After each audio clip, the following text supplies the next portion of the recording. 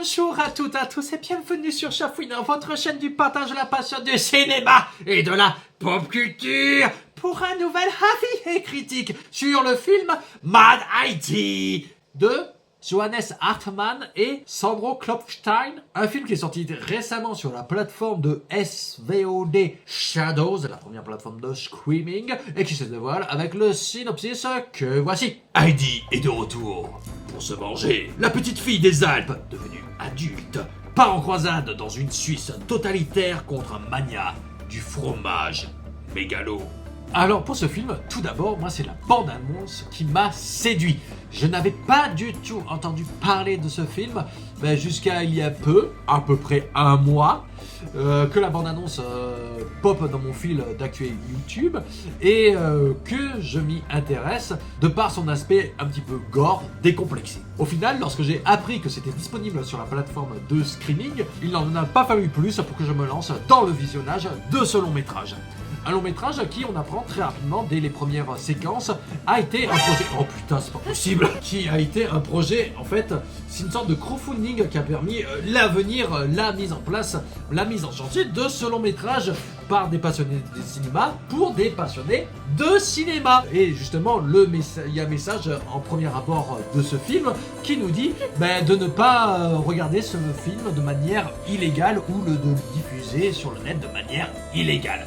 Bon, soit dit en passant, on se retrouve très rapidement avec une séquence un petit peu rude. Hein. Déjà, le film, dès le départ, il tape de la table, hein, il donne le ton, avec un petit massacre des familles de manifestants contre le régime de Mehdi, le dirigeant, le suississime dirigeant de cette Suisse totalitaire. 20 ans plus tard, on se retrouve avec Heidi le cucununu, avec Pierre le chevrier, le cucununu aussi, dans les Alpes. Cependant, Pierre le chevrier, de par son nom, il aime donner du plaisir aux chèvres.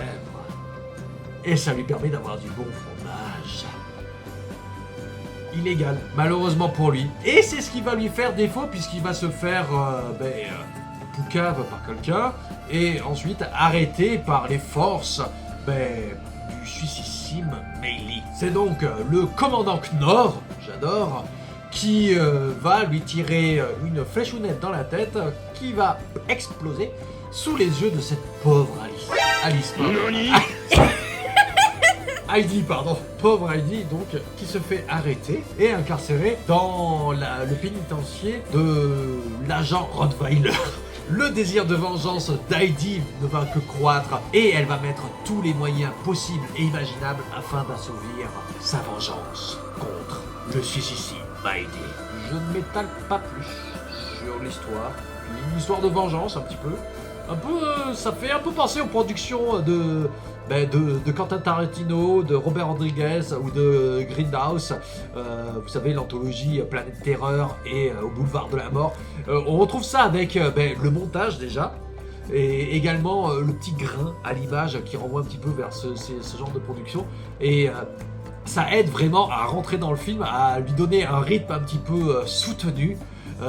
Qui fait qu'on a du mal à en décrocher, surtout que ça joue habilement d'une histoire qui est bien écrite, bien amenée et qui renvoie quand même à certains aspects de la Seconde Guerre mondiale, puisqu'on se retrouve face à un régime totalitaire comme les vous avez compris l'idée. Et avec tout ça, j'ai perdu le fil de ma pensée, mais peut-être que j'y reviendrai. Mais oui, vous comprenez l'idée, il y a quand même un discours un petit peu derrière. Ah si, je parlais des productions à la Grindhouse, tout ça. Donc oui, il y a du gore, il y a du fun, il y a de l'histoire, il y a quand même un petit discours derrière.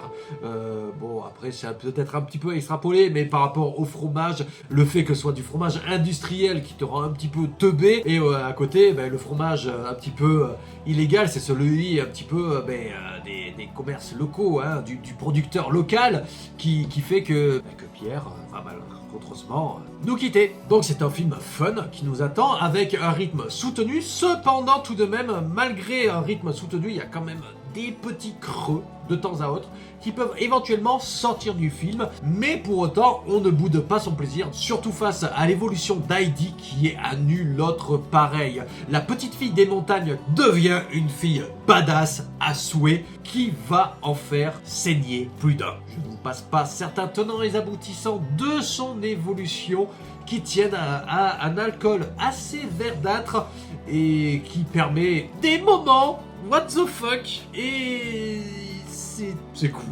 J'ai pas plus à en dire. Tout comme un petit peu de l'ensemble du film.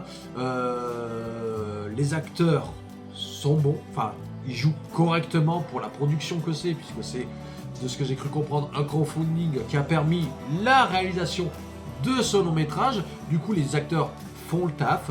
On souligne notamment l'actrice d'Heidi qui joue très bien, comme le commandant Knorr qui est très bon aussi et très très drôle dans son jeu. Pour ce qui est de l'image, je vais pas plus m'étaler que ça dessus, puisqu'on retrouve un petit peu les aspects que je présentais, c'est-à-dire une sorte d'hommage à des vieux films, notamment à certaines productions de Quentin Tarantino et Robert Rodriguez, et du coup ça matche très bien avec l'atmosphère décomplexée que cherche à instaurer ce long métrage. Cependant, on peut remarquer que certains visuels, paysages font pas naturel. Je pense notamment à un des premiers plans du film que l'on peut voir dans la bande-annonce, tout comme à certains effets spéciaux qui font quelque peu kitsch. Mais justement, le film a un aspect kitsch et c'est ce qui fait que ça match. Pour ce qui est de la musique, la bande originale est géniale à souhait. Encore une fois, on se retrouve dans l'esprit des productions que j'ai pu citer précédemment. Tout ceci étant dit, je pense ne pas avoir plus à en dire, si ce n'est que Heidi est appelée